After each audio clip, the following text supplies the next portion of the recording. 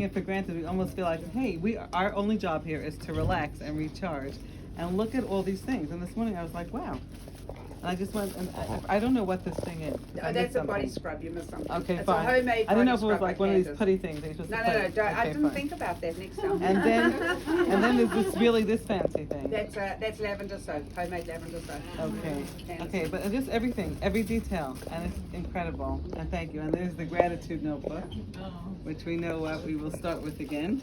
So thank you very much, and thank you for everyone behind the scenes. And we were talking this morning how when anything runs well, it means that so much work went into it. I'll tell you the truth. I snuck some fruit along. I thought I'll be starving.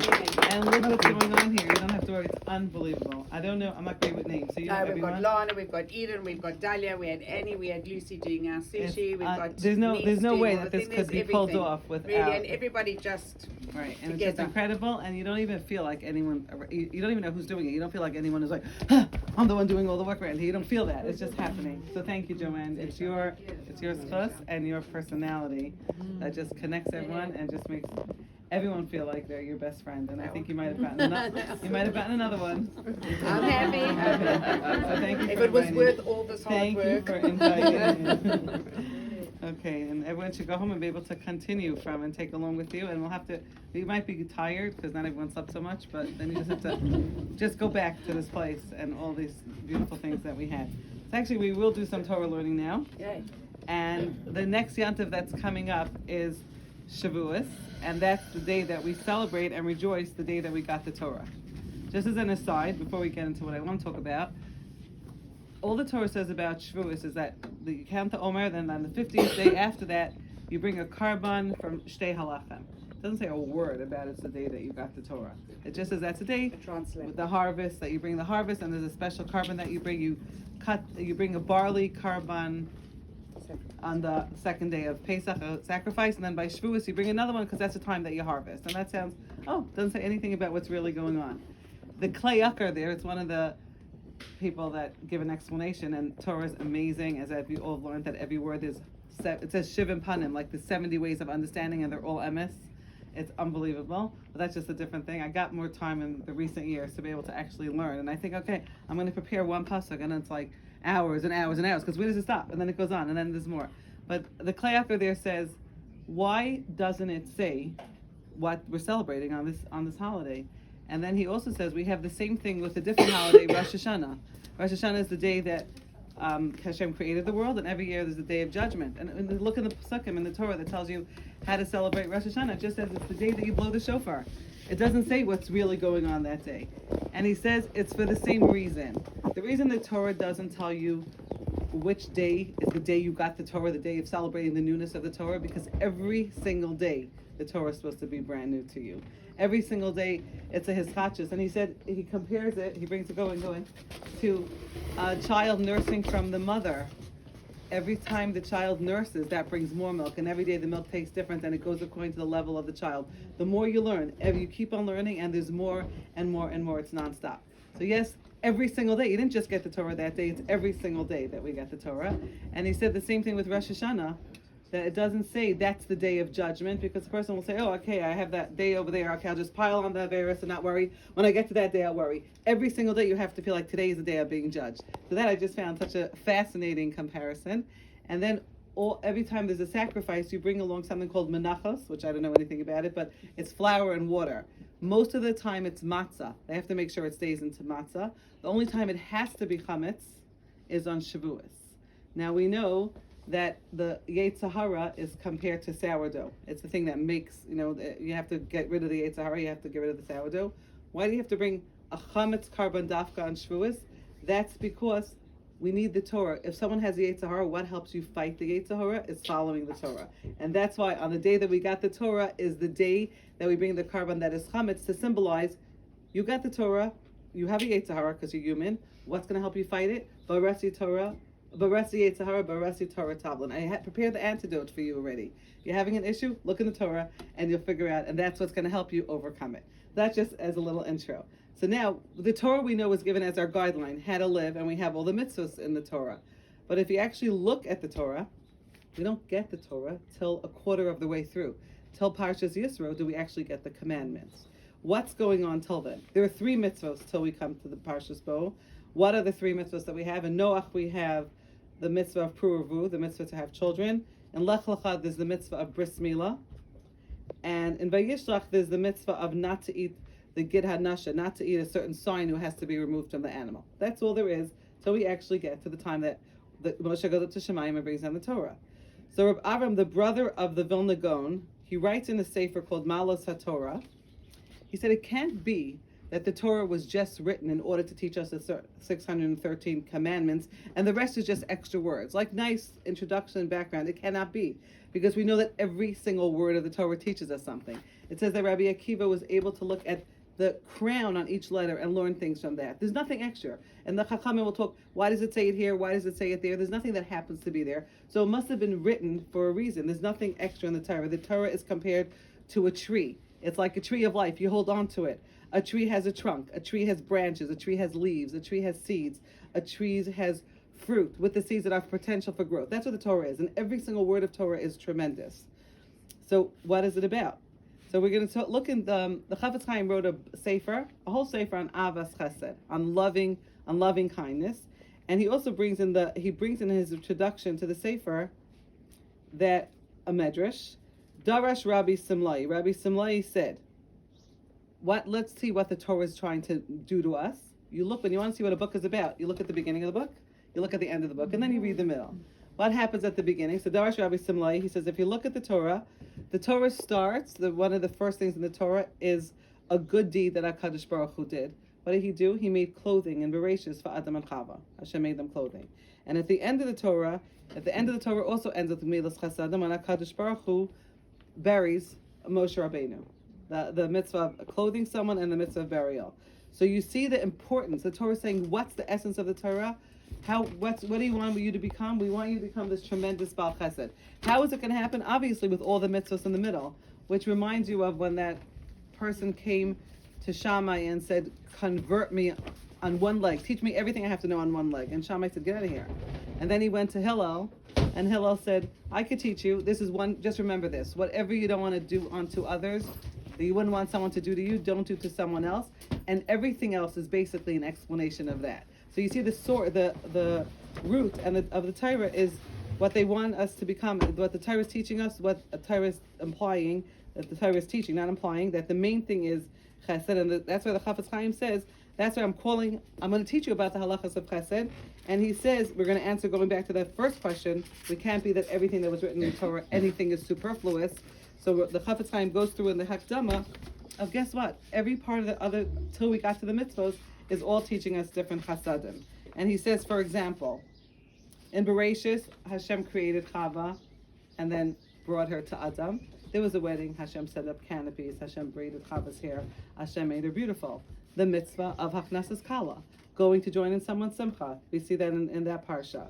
Then he says in Noach, when Noach comes out and plants the vineyard and then becomes drunk, and his 2 sons walk backwards to cover him up, to protect his dignity. He said, you're also learning about that. It says, Vayichasu erva saviyim, they covered up their father. And yes, again, you learn about treating somebody with respect, treating someone with dignity, feeling with the other person. And then he says, in Lech Lecha, when Avraham Avinu finds out that his nephew is stuck in a war and he was kidnapped, 5 kings against 4 kings, the 4 kings were stronger. Now, Avraham could have just said, he did this to himself. He was living with me. He decided, I had enough of you. I'm going to go there to other pastures. He joined the bad people, and he did it to himself. Like we might tend to say, too bad, let him suffer. He got himself into this mess. He didn't say that. He went to save his nephew, even though he might not have deserved it, or he might have said, you do it to yourself. So again, thinking about the other person and helping them get out of the tough situation and not having to rub it into their face that you did it to yourself. Then he talks about, obviously, when Hashem came to visit Avram Avinu after the Bris Milah, we learned about Hachnasas Archim. We learned about Bikkur Cholim. And then as he was sitting there, changing his band-aids on a sunny day, he couldn't even live without having guests, and he saw the 3 Malachim, and he ran, and he hurried, and he did everything he could to make them feel comfortable, and did everything he could to care about someone, Hachnasas Archim. We have also that he davens. Again, he finds out that Hashem is about to destroy the whole Sodom. They were terrible, terrible, terrible people there. And he starts arguing with Hashem. He's like, Hashem, maybe there's 50 tzaddikim there. Save them for them. No 50, no 40, no 30. Maybe there's 20. No. Maybe there's 10. And I'll even, and Hashem, I'll even include you. And Hashem says no. And then he gave up. But you just see, again, davening for someone. That's another tremendous thing you could do. Going off the tangent again. I sometimes think when Hashem puts the idea in my head, there's a reason for it. We sometimes think we're davening, and we weren't answered. And now right after it says that Avraham Avinu davened for Sodom, and Hashem said sorry, and he's going to destroy them. And then Hashem speaks to him, and Hashem says, Ataya dati ki yarei, no, not that one. That you're going to have a big nation, and you're going to teach your children. All your children are going to follow in your ways. What's the connection with Hashem telling him you're going to have many children who are going to follow in your ways? Right after he finishes davening to save the city of Sodom, it looks like all his tefillos that he davened for Sodom were for nothing. The city got turned over and destroyed. No tefillah ever goes unanswered. All the tefillos that he did for Sodom helped his children in the future. So anything that we daven, we should never think it's lost. We might not get the thing we wanted with that, but it's all saved. It's all there, and by HaKadosh Baruch Hu, and he's saving, and he's doing what he has to do with it. Chayisara, we have again the chesed. All these are really chesedim that we learn that we have to do, and every time someone does a chesed, he's fulfilling a biblical commandment of ahavta l'reacha kamocha. Going to be menachem avol, going to a levaya. Shidduchim, they're helping make shidduchim. We have that in the parsha also, when they're marrying off their children and they meet each other, and then when the sons get up to be menachem avol, their father, and then we have the story of Yehuda and Tamar. He brings in a lot of stories that they were going to burn Tamar for a death penalty that she deserved for having znus. How do you say that? I forgot how you say her name. Right, okay. And she was going to be burnt. Now she knew that if she would have said who she's pregnant from, it would be okay. But she didn't want to embarrass him. So she just sent the staff and whatever he had given her. She said, by the way, just whoever these belong to, that's who I'm pregnant from. She was protecting Yehuda's kavod. Yehuda admitted, that's why he's called Yehuda. He said, yeah, it was me, and now I understand what's going on. But again, being not to embarrass someone, we also learned that from there. There's so much in the Torah. Then we have that Yaakov Avinu, when he called his sons around and he said, I'm going to be nifter, please make sure you take my body to Eretz Yisrael. He told them how to stand around his bed. Again, that whole mitzvah of kvura. Then we have in Shemos, the trouble starts, still before the Torah comes, and we had Yocheved and Miriam standing up against this monarch. Now we would think maybe they should be called, they saved all the Jewish boys, and they ignored the king who could have chopped their head off for ignoring him, and they just did what they had to do, but they had a fear of heaven, and they wanted to do what Hashem wanted them to do. And they're called, it says, V'tachayana es hayeladim. They kept the children alive. Now the Torah calls them Shifra and Pua. And Rashi says that's Yocheved and Miriam. Now we would think, and then Rashi says, why are they called Yocheved and why are they called Shifra and Pua? Shifra means mishaperes es havlad. She fixed up the baby. When the baby came out, Yocheved makes sure all the joints were together and everything was perfect.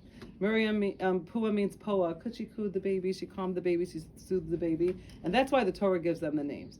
Now you would think, wait a minute, maybe they should be called Hatzalah, Yeshua. Look what they did. Why are they called for like smiling at the baby and just putting some cream on the baby? Guess what? The Torah is teaching us this is what counts. This is what's important. It's not those big rah-rah things that you do. It's those small things that people might not even know, and that's what the Torah is counting, and that's why they got rewarded for these things that they did. This is what made them special. Not the fact that they stood up against the monarch, but what they were doing behind closed doors with things that nobody would ever see. And then it says that when Moshe went out of the king's palace and he saw how his brothers were being hurt, he felt with them, or he even lowered his shoulder and said, let me help you. We also have, and we see that the Nazis did the same thing. Paro had Jewish shotrim, Jewish soldiers beating up the other workers and making them work faster, and they never hurt them. They got the beatings instead. Again, they felt with their brethren and they took the responsibility and they did whatever has to be done. So the Chafetz Chaim says, so now we see what the Torah is about. And the kedusha, the holiness of doing a chesed, of being there for other people, is so great that a person, yesh lo adam, a person has to hold on to this trait for dear life, and not just say, "Oh, I did my good deed for the day and I'm done." It's something that's constant. That's what the Torah. That's the essence of Torah. And every type of chesed is a biblical fulfillment of the biblical commandment of ahavta l'reacha kamocha. Now, how does this tie into Megillas Rus, which we read on Shavuos also? There's another medrash that says to teach us, Amarab Ze'era, this Megillah, we don't learn any laws. There's no halachas of tama and tahara, and not what's allowed and what's not allowed. Why was it written? Only l'lamdecha kama schar tov l'gom lechasadim, to teach you the great reward for people that did chesed. And if we think about the Megillah verse, and it's something fascinating to learn if anyone has time, it'll take a while. We can't do it probably not properly till then. It's full of chesed, right? We have the story that Elimelech, who was a judge, and his wife and 2 sons, they left because there was a famine, and they're like, no, I'm going to be bothered with all these poor people, out of here. And they go to the plains of Moab. Now, in the Torah, it says, Lo yavo Amoni uMoavi b'kahal Hashem. No one's allowed to marry someone from the nation of Ammon and someone from the nation of Moab. So that's what it says in the written Torah. And in the oral Torah, it explains, it means Moavi men and Moab and Ammon, and Ammoni ladies are not allowed to come, because they didn't give the Jews water, they didn't let them pass through, they tortured them. And we can't have someone that's a lack of chesed as part of our nation, but the ladies are allowed it because it wasn't their way of coming out to greet anyway, it was the men. So it's not genetically a problem with the ladies, and the Torah says the Torah says they're not allowed to come to the thing, and the explanation what we got from Moshe Rabbeinu is that the ladies are allowed to join. Now we know that Machlon and Moab married Moabi girls. And we know that Rus joined, and she didn't leave her mother-in-law, and she became a Gioris. And she had Oved, who had Yishai, who had David. She became the great-grandmother of King David, who ends up being the Mashiach's going to come from David HaMelech. Now, there were people that were like, David HaMelech, problem. He's not, he doesn't really belong as part of our nation. And that's why Shmuel wrote this Megillah, to show the whole thing. And Shmuel's, the psak was that is Torah Shebechsav is part of the Torah. No one's allowed to say, I'm just going to keep the written stuff. It came down with Moshe Rabbeinu together. Now, but what is the Torah talking about? The Megillah, the main thing that it's teaching you, that this Rus, who was amazing to her mother-in-law, ended up being the grandmother of kings, and she's going to be, and Mashiach is going to come from her, which is tremendous. So that's one reward. And there's a lot of chesed in this Megillah. We might touch it in a drop. Now, Lot, he was the problem. He was the father of Ammon and Moab. His daughters named they had what to do with they thought they were the only one left in the world. But it ends up being, he's also some great grandfather of the Mashiach. How's that possible? What did he do? He was such a not good person. And the Medrash says, what did he do? Because he did a chesed. What was the chesed? That when he went down to Mitzrayim, Avram Avinu had to go down because there was a hunger, and he came down to Mitzrayim with Sarah, and he said, she's my sister. He didn't say she's his wife because he figured they were going to kill him and just take her. She's my sister. And it says there, because Lot didn't tattle and say, hey, he's really her husband, that's why, that was the greatness that he did to deserve that Mashiach will come from him one day. Now there's rather an obvious question. Lot did other things. We know that when those people came to visit Sodom, he let them into his house. Why isn't that the reason that he deserved to be the king, the forefather of Mashiach? And I was just told such an interesting explanation. Having guests, he didn't even have to think about it. It wasn't even a nisayon for him. He grew up in Avram Avinu's house. You always had an open house. This is what you do naturally. You breathe, you have guests. But this other thing of not tattling was a very big nisayon for him. Why was it a big nisayon? Avram Avinu was getting tons of presents from the Mitzrayim because, you have that sister? Here, let's give you this, let's give you gold, let's give you animals. He could have thought to himself, whoa, let me say, I'm really her brother. He's the husband. I'm related, I'm her brother. And so that, it was really an nisayon for him. And that's why you see that doing the right thing, what's the big deal? Not to tattle and get him killed. But it was hard for him. And doing the chasadim that don't come naturally are also tremendous, and that's why that was the chesed that he did. I just heard that this morning, which I found so fascinating. Why was it? Like, why was it that? Because it was hard for him. So yes, when some things are like, oh no, give yourself a little push, and we're going to get there. So, and we also see that the reason there's a lot of medrashim what happened when Moshe Rabbeinu went up to Shemayim, and the Malachim were like, no, the Torah's staying here. We're not letting it go down there. And one of the medrashim said that Hashem took Moshe Rabbeinu's face and turned it to look like Avram Avinu. Moshe Rabbeinu looked like Avram Avinu, and then Hashem said to the Malachim, how could you stop him? Don't you recognize his face? He's the one that gave you food to drink when you came to visit them. Again, chesed is one of the reasons that we actually were able to get the Torah. So we see, before the mitzvah starts, derech eretz kadma la Torah. Good midos and proper behavior come before the Torah, and really that was even the schus, how we were able to get the Torah, and Avram was called an ohev chesed. He was an ish chesed. Reb Itzela published Reb Chaim Volashina wrote a sefer called Nefesh HaChaim, and he told his son, please make sure to publish it. And in the Hakdama to the sefer, he says that my fathers would rebuke me that I shouldn't only be thinking about myself. Now, he wasn't only thinking about himself. He was doing a lot of other things, and he didn't even have time to publish it, and eventually he did. And he said, why? He said, because my father always told me that I should feel more with other people, and I should always think about them, because Zeh Kol Ha'adam, this is what a person is about. Lola Atzmo Nivra. He was not created for himself. Rak Laho Illa Achrina, just to be there for other people. Kechol Asher Yimatze B'Kocha Lasos, as much as you could do. Everyone's in a different situation, but yes, doing whatever you have to, that is the purpose of our creation. And as women, that's really what we are. We are natural givers. Our role is always to be giving. And Hashem made us like that. I heard Reb Matisyahu Solomon say on the bracha that we say, and the men say, Shelo Asani Isha, and we say, thank you Hashem, Sha'asani Kirtzono. So the pshat means, thank you Hashem that you made me like you wanted to make me. You wanted to make me a woman, you made me a woman. Or Matisyahu said, it really means something else also. Why did Hashem create the world? Hashem wasn't missing anything. But Hashem is a meitiv. Hashem wants to give. Hashem wants to do. Hashem wants to be kind. He needed people to give to. Hashem is a natural giver. So when a woman says, thank you Hashem for making me like your will, thank you Hashem for making me a giver also. Hashem, you're a giver, and you made us women as givers. And there's so many ways of giving. Giving encouragement, giving I believe in you, helping the person, being a positive enabler, helping the person see the kaichas that they have they don't even realize. People need support and chizuk to survive, which is we talked about a lot. And then another word, this in Hebrew, it's very interesting. The word neshama, which means soul, life, vitality. And then there's the word neshama, same letters, except under the shin, instead of a kamatz for neshama, there's a pasach, neshama. Neshama means desolation, barrenness, nothingness. The only thing that separates life and soul and vitality from the word neshama and neshama is one little line of support. The pasach is one straight line and the kamatz is down. The difference between barrenness and aloneness and life and vitality is sometimes just one little line of support, and that is also tremendous chesed. I'm just going to tell you a couple of stories. There was a very big Talmud Chacham called Reb Moshe Soloveitchik, who was a tremendous masmid, and he lived in Switzerland. And he was such a masmid that, like, if his wife would bring him something to eat, he was like, am I fleishiks? Like, he didn't remember what he ate before, nonstop.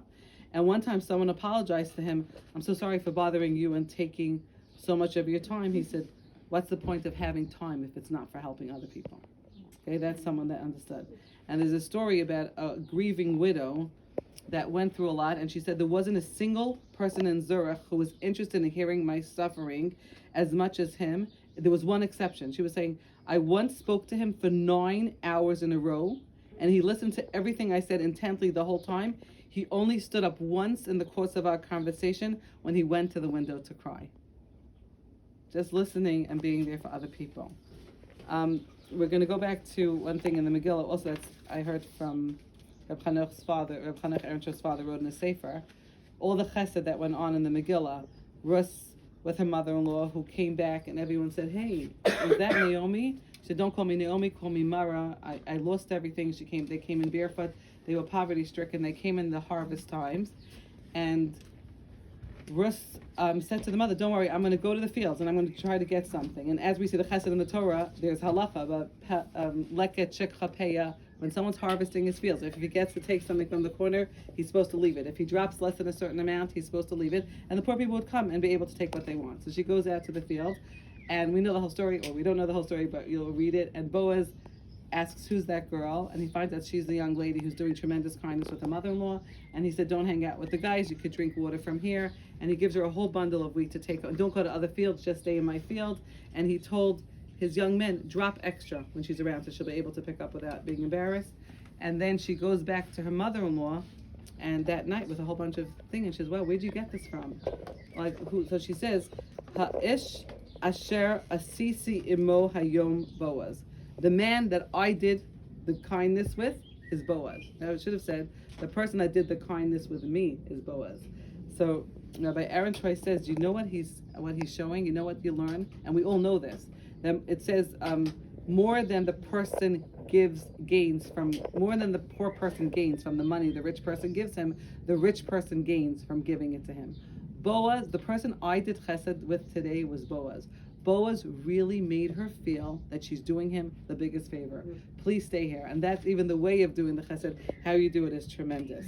That's another thing. And then I also heard a story about, and I verified it last week when I was in Antwerp.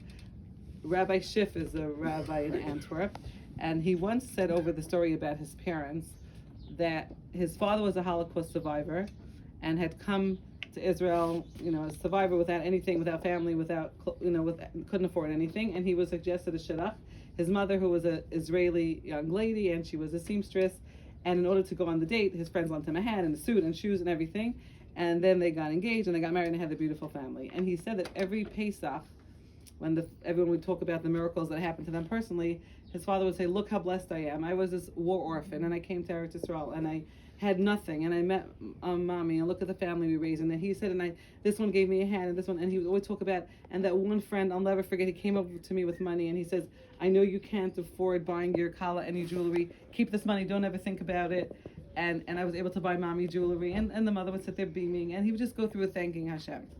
When his mother was nifter, they were all sitting shiva, and a lot of people came over, and then one of the people that came was this friend that the father always said about giving the money. "You're the one that my father always talked about, how you gave him the money so he could buy mommy the jewelry." So he said, "Now I'm finally allowed to tell you what the real story was. Your mother came over to me, and she said, I know he probably feels really bad that he can't afford to buy me any jewelry.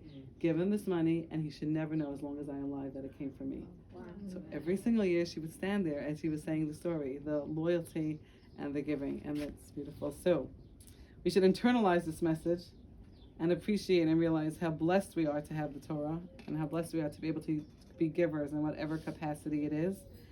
And we should try to live up to it and epitomize what it says, Pia Pascha b'chachma. She opens her mouth with wisdom, the Torah chesed al lashona, and the Torah of chesed is on her. Thank you very much. So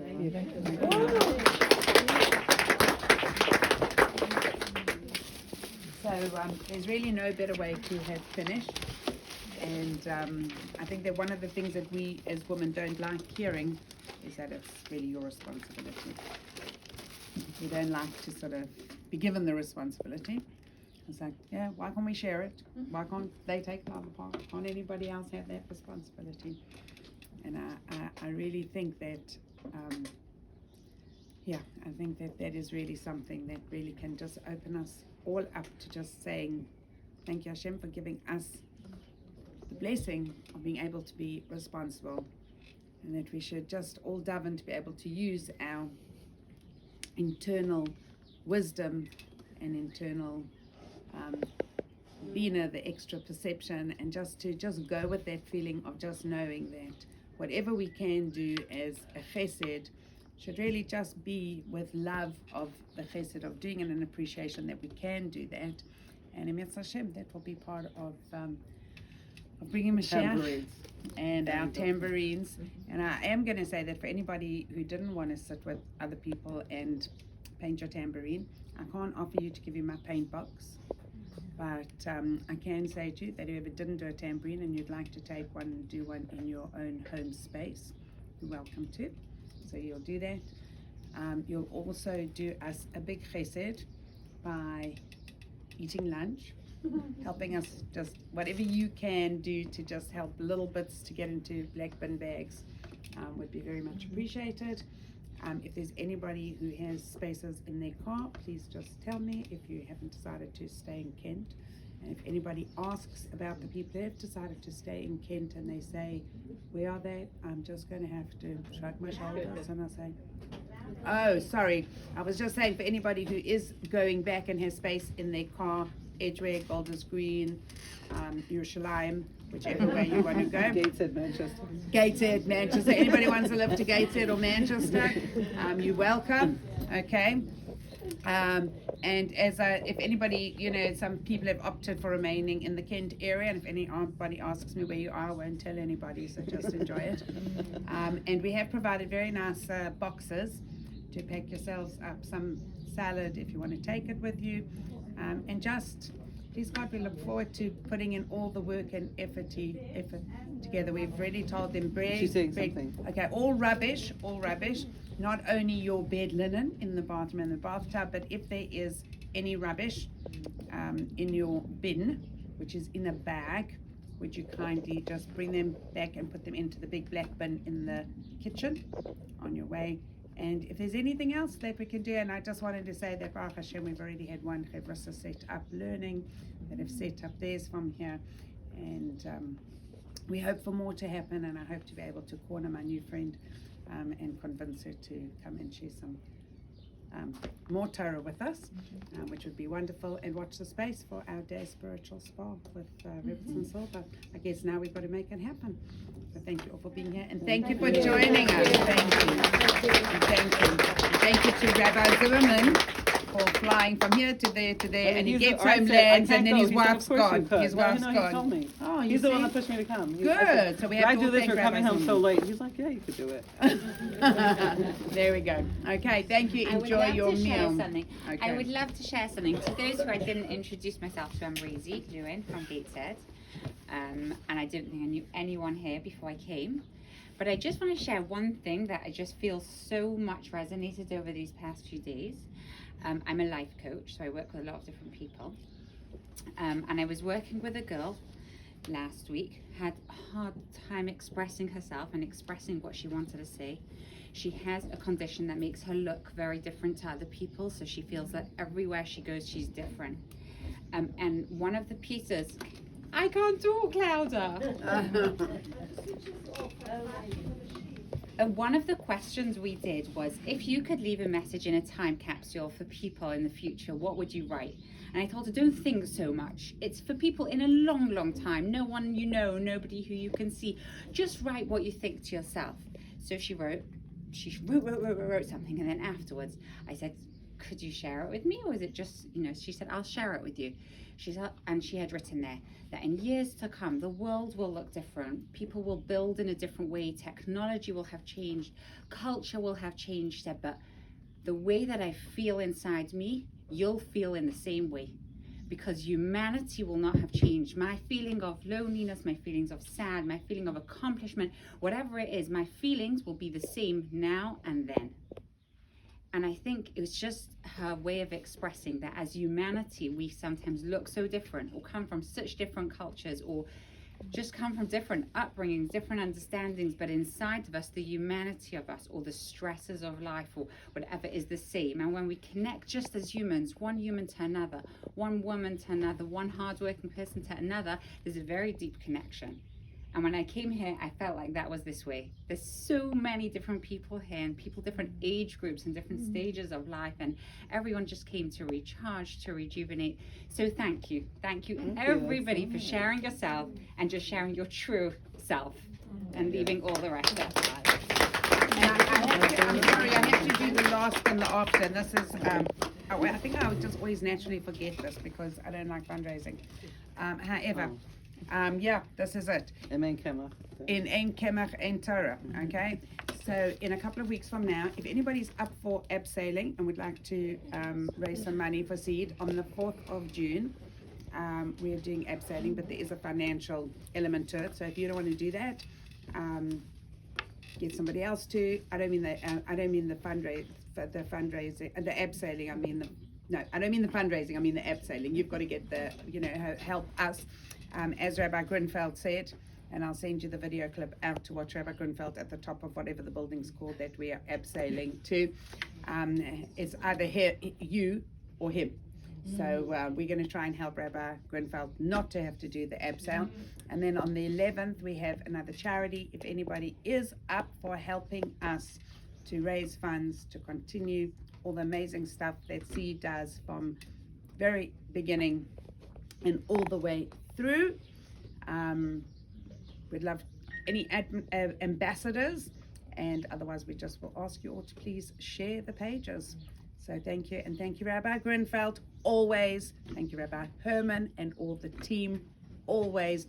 And sign up today to your clean speech if you haven't yet done it, and we'll send that link out as well. Okay, goodbye, that's it. Maybe.